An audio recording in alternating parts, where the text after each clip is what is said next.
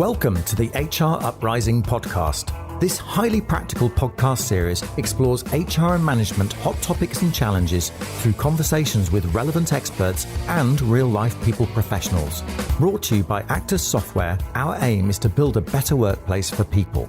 The HR Uprising is about collaborating and supporting each other to build the confidence and skills to rise up to each challenge and deliver real, lasting business value.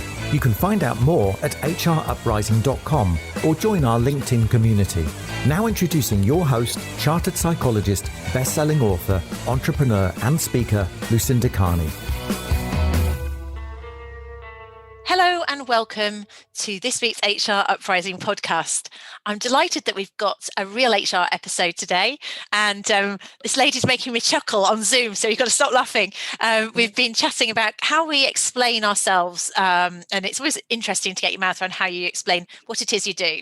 So this particular lady, she is a virtual HR partner for SMEs. That's her brand, and her business is actually called People Pillar, but she has a dual role because she's also the head of HR for East Kent HR. Now, I'll let her tell you more about this.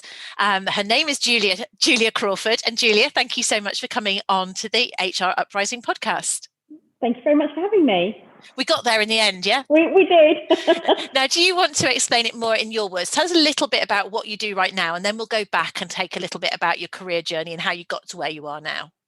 Yep, sure. So at the moment, I've currently got two roles. As you said, I'm head of HR for a HR shared service called East Kent Human Resources, which is a shared service looking after 3 local authorities in Kent. I've been doing that for far too many years now, but been in this role for about the last 3 years. On top of that, just because I thought life wasn't busy enough, in July, I started my HR consultancy business called People Pillar, working with small businesses on a whole range of HR needs. And is it any specific thing, or is it more about the small business that you're doing that's your focus? More about the small business, yeah, definitely. Brilliant. So let's go back a few years. I know we both kind of often feel like we've been doing things forever. So how did you get into HR in the first place?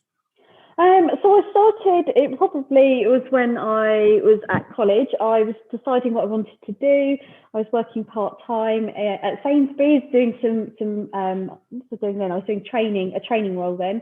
And I did a law A-level, and then decided I wanted to go to university where I did business studies with psychology. So from my point of view, you've got the business side, you've got the law, and you've also got psychology, which makes a perfect fit for HR. Absolutely. It's interesting, the law thing. You said you didn't have a good enough memory, you said on your notes to me. I'm going to think, I thought, there's no way I can remember those facts. Yeah, completely. And then you've gone on to get various qualifications within HR, haven't you, as well? Yeah. So I did my master's, I think it was a couple of years ago, writing 18,000 words on why appraisals are rubbish, why you need to get rid of them. Yeah. And I also done my professional qualifications and became a fellow of CIPD. I think it was about 4 years ago, something like that. Be interested to know, what did you conclude people should do instead, Julia? Did you master that with your appraisals? I take it that was your thesis, was it? Yeah, it was. Absolutely. Moved away from annual appraisals, moved to regular check-ins, more frequent career discussions, completely, not necessarily scrapping the paperwork, but making it much more about the conversation rather than this bit of paper in the bottom drawer that you have to scrabble around with, trying to find every year. And it just makes the conversation a much more quality conversation. Yeah. It's interesting because I've been doing something on that this week with people, because although that's what we all agree we should be doing in practice, making it about the conversation, the challenge is how can we enable that as HR? And perhaps that's another conversation. We'll stick with this because this is about you, but I'd love to chat to you about that another time. No, definitely. Make it real. How do you actually make that a reality? Absolutely. So you started out, and you talked about where you started out in your first role. So how did you then progress, or did you, in terms of did you have a vision for where you wanted to go in HR, or? So when I left university, I went into sort of my first proper role, I'd say, which was a HR admin role in a busy manufacturing company. Probably fair to say admin wasn't necessarily my strength, and quickly realised that that wasn't necessarily what I wanted to be doing. I always knew I wanted to progress in HR. So I probably stayed in an admin role for about 18 months and then moved to Tesco's as a training manager. So taking responsibility for all of the development, inductions. A lot of it was compliance, if I'm honest. Moved on from Tesco's probably again after about 18 months. I think for me, whilst they valued the HR role and training role, it was all about the customer, which absolutely for a business like that you would expect it to be.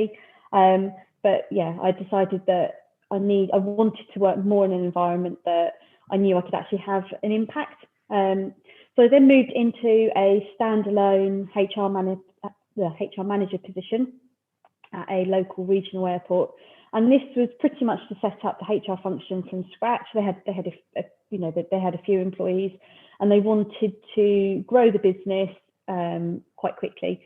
It didn't quite take off, pardon the pun, but as they hoped it would. But lots of valuable lessons to be learned from that role. So hold on a sec then. So you talked about, so you went straight from university into an HR admin role. Yeah. And then you went into training, and then you've gone back into generalist HR.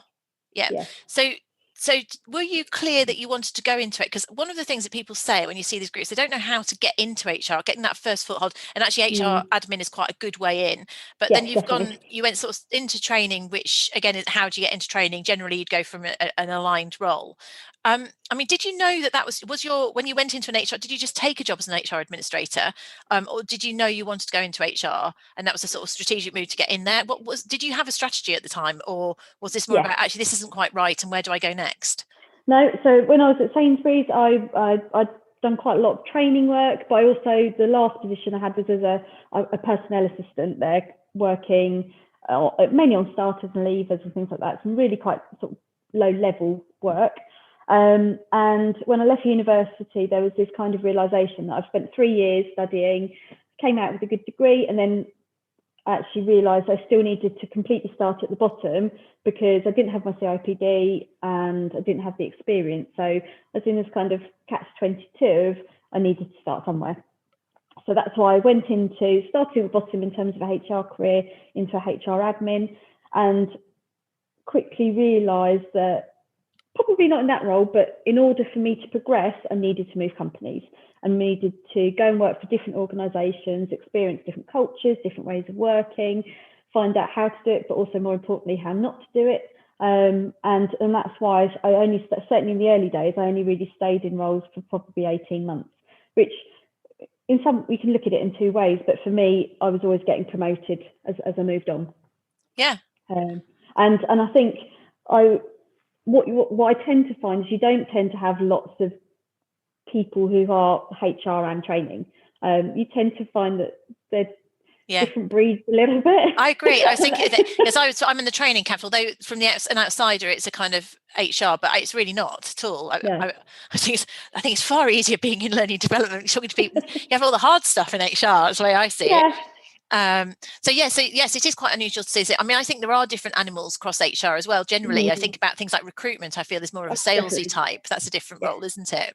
And reward. There's definitely different skill sets within that HR banner. Yeah, so you're really fortunate to manage to make those jumps around and be able to, I mean, have you got any tips for that? Being able to, because you obviously must be very good at spotting roles, good at selling yourself, I guess, as to why you're the right person for those roles. Any tips for people who are trying to get sort of that semi-sideways role move? I think you have to take a risk, and I think that you never know what you're going to. Sometimes it's the right decision. Sometimes it might not. It might not be the right decision or the right company for you. But unless you try it, you're never going to know. I think it's really easy to get complacent in what you're doing and actually feel comfortable in the role that you're doing, but and wait for an opportunity to come your way. So wait for somebody to leave, or wait for the business to actually develop you. But you've got to go out and grab it yourself, which I appreciate in the market at the moment. That's a bit more difficult, but there are roles out there. And I think if you truly, I think I always knew that I wanted to get to that HR manager level, and I've kind of just done stepping stones to get there. And I think for me, actually having the training background as well has meant that I can do a lot more and think a lot different, or think in a slightly different way to how I deal with HR. I've got some people in my team at the moment who training just isn't their bag at all, and they'll openly admit that. But actually, if you're able to do both, that makes you quite a valuable HR person, particularly if you're going into a smaller business where they can't afford to have, you know, two different people doing the role. So if you can do that, and I think probably the work that I did at the airport, so that standalone HR manager role, you just had to roll your sleeves up and get stuck into everything. And for me, almost just put on this persona that I wouldn't necessarily say I was the most confident person. I've had to work on that over the years, and it's almost right. Today I'm going to be a trainer. This is what I'm going to do. I'm going to put my training hat on. This is different Julia, and I've got to be confident and actually own the training that you're doing and the delivery that you're doing. I like that, Julia, because say with that a bit. So the word you said is, sorry, the line's not brilliant. It was confident, wasn't it? You say not competent, was you're confident, because I think that's one of the things. So you're saying you almost coached yourself to be confident. Go, come on, Julia, I'm going to put my training hat on. I'm going to out and do it, because I think I do see people hold themselves back sometimes, and it is the confidence piece that's the issue.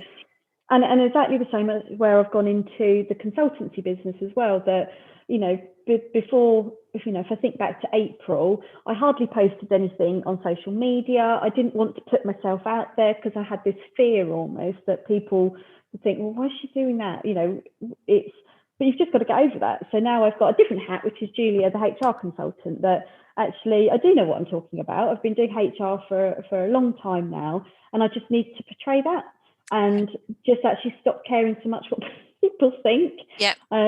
And, you know, for example, I post quite a lot on LinkedIn. If people don't like it, they don't have to read it. Exactly. They can scroll on. Yes, absolutely. So a lot of it is about confidence. And I think ignore the imposter. Exactly. And the real skills, I think, for HR people is, you know, it's not trying to be dismissive of everything you learn doing your qualifications and that, but actually that's something you can just learn. You know, you could learn how to do a disciplinary hearing, you can learn about sickness absence and things like that, but it's more, I think the bit you need to work on is how you interact with people, how you make yourself personable, and that confidence that you're the expert, you know what you're talking about, you just need to portray that. Good for you. I think that's a really great message to put across, actually, for people, and it's all about our self-talk. It's let's, you know, be an expert, be the expert, and have confidence in ourselves and belief in ourselves. And I see that a lot. Now, I mean, what we're talking about there, and this one of the questions we were posing to you is, you know, what you've learnt here, and that does suggest that that's one of the things I guess you've realised, that you have to just be your own coach, be confident. What else would you say that you've learnt over the years?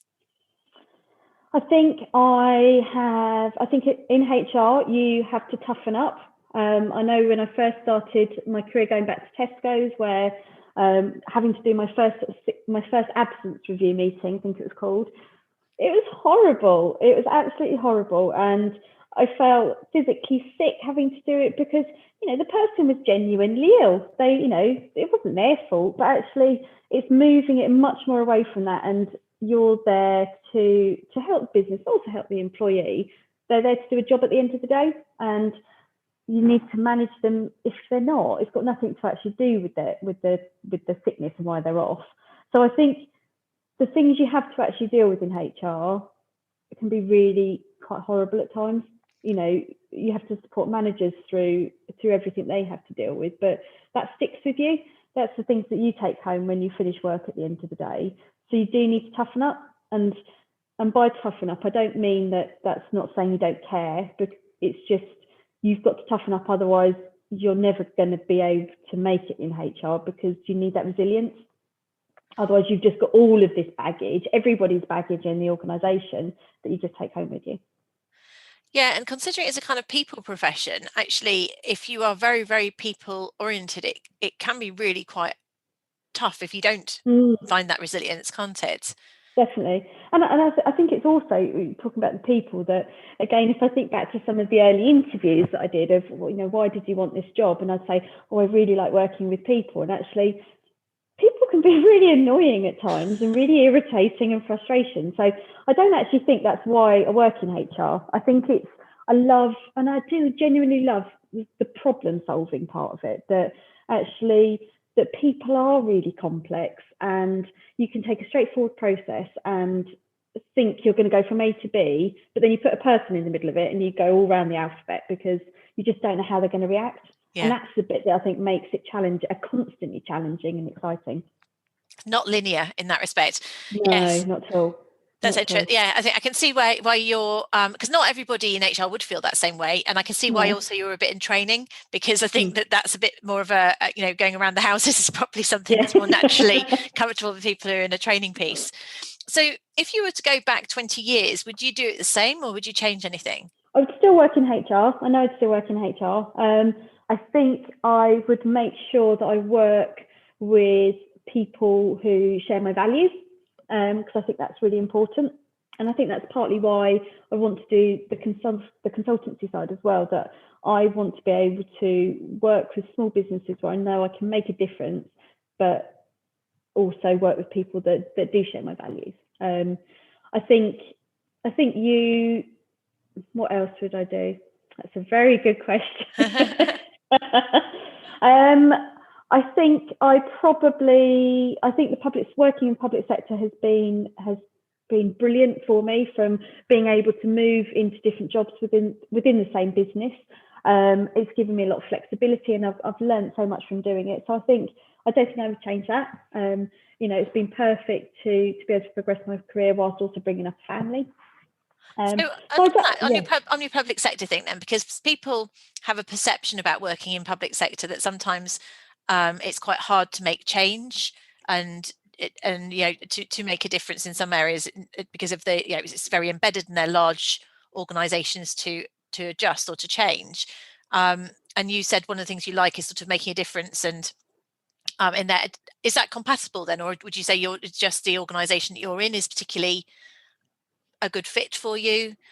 Would you, or is that just an unfair perception about is it problem solving? I can see you've got lots of challenges to overcome, but people sometimes feel in public sector that they can't make that difference because they can't change things. Or is that a mindset issue?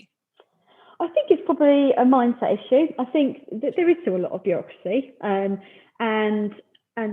it's a lot less reactive. I think that public sector has definitely moved on over probably the last 5 years, certainly for the organisations that I work with. And what's happened with COVID is fast forwarded what they've had to do, and the way that they think and the way that they're managing their employees. It's sort of taken that forward probably another 5 years. So actually, I think at the moment it's some really exciting times with what they want to be looking at now going forward and what their future strategies look like. It's still challenging, mainly from a budget point of view, very challenging. Yeah. But I think is the public sector going to be massively forward thinking in terms of what it's going to do? No, I don't think it is. But it brings with it there's other advantages with it as well, though.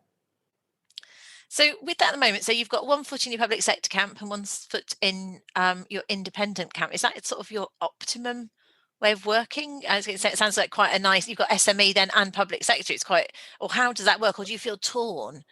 How's the balance? I think it's a good balance at the moment. I think it's enabling me to still stay working with the organisations that I enjoy working with, that I know I'm starting to make a difference with them. But on the flip side, I'm working with a small business at the moment that needs a lot of HR support, and I know every single time that I'm working for them, I'm making their lives easier. I'm actually making a difference to what they're doing, making it simpler, and just making sure, or helping, should I say, the CEO sleep at night. And that's a really great thing to be doing. Definitely. Yeah, headaches. Small businesses have enough headaches, particularly in this climate, without having people headaches as well. So you're right about that. definitely. So yeah, I'm loving that side of it. So in terms of your growth, I mean, I've noticed that you've got quite a theme about learning and growth through your you've challenged yourself to take on extra we touched on it earlier. Would you say that's been an important part of your being, your career, the e-PDR, and also you're going on doing masters and stuff? Definitely. I think I wouldn't say I was like a serial learner. I kind of get to the point that that I thought, right, I finished something, think, right, I'm not going to do anything. I'm not going to do anymore. And then I start getting a bit itchy and start thinking, I need to challenge myself. And I think I'm always going to be somebody that wants to learn new things or find creative ways to do things and do research on what's work, or not necessarily best practice, but what's happening in other organisations out there, and then see what I can apply to what I'm doing now. So yeah, I think I don't know what I'm going to do next, whether it's a qualification or whatever that may be, but I think actually going back doing the HR consultancy is making me relearn quite a lot of the HR side that I haven't touched for years. So that's actually really exciting at the moment. Go back to getting rolling your sleeves up and knowing the sort of stuff that you've probably been delegating for a while, haven't you? So absolutely. Your breadth. And there's some things I think, I've got to do this myself. Are there any regrets? Is there anything you'd change? Probably not, actually. I think I have enjoyed what I've been doing. I think I possibly would have done the consultancy side earlier. I think it's something I've wanted to do for a long time, and it's not necessarily moving full time to it or anything like that. It's just doing something else that I know balances out what I do with work. It's just a very different role to my head of HR role. It's quite enlightened. If you're head of HR, did you have to go and get permission? I think it's very enlightened of your current employer to allow you to work 3 days a week there and be a consultant 2 days a week. And you've been doing this for a while. So that's quite impressive. How did you negotiate that balance? Because it gives you security and the opportunity, I suppose, to set up your own business. It's a perfect opportunity. And I think it's, I've been with my councils for, I originally started 14 years ago, so I've worked with them a long time. I think it's one of those that I had a conversation that I want to do something where I know I can give something back, and at the same time, I wasn't working full time anyway, so it was only a slight more reduction in hours.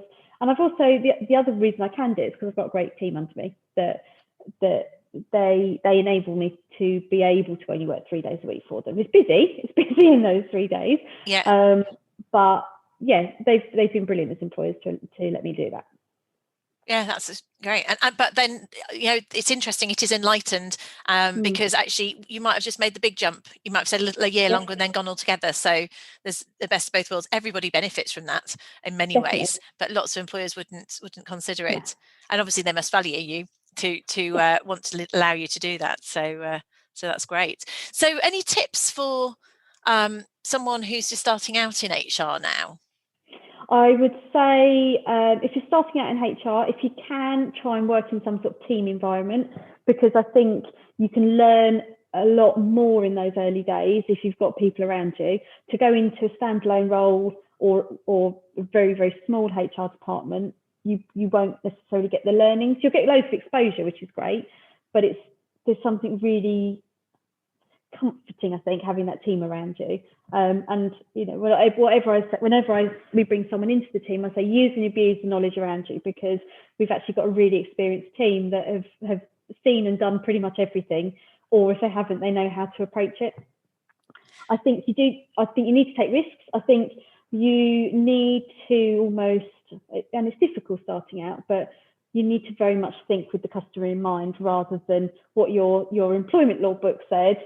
That you need to be able to know what the law is and know how to interpret it and know how to be pragmatic with it as well. Because I think as businesses get smaller and smaller, or their budgets get smaller, they haven't got that flex in them anymore, that they can't afford to carry people. So they need to be dealing with things as and when they happen. And they don't want a HR person that says, oh, no, you can't do that. No, you can't. I've got a book here. You can't do that. They want people to give pragmatic advice that helps them run their business. Yeah, be more can do is a problem. Going back to your problem solving point, isn't it? Think about how you can. Yes, definitely. Yeah.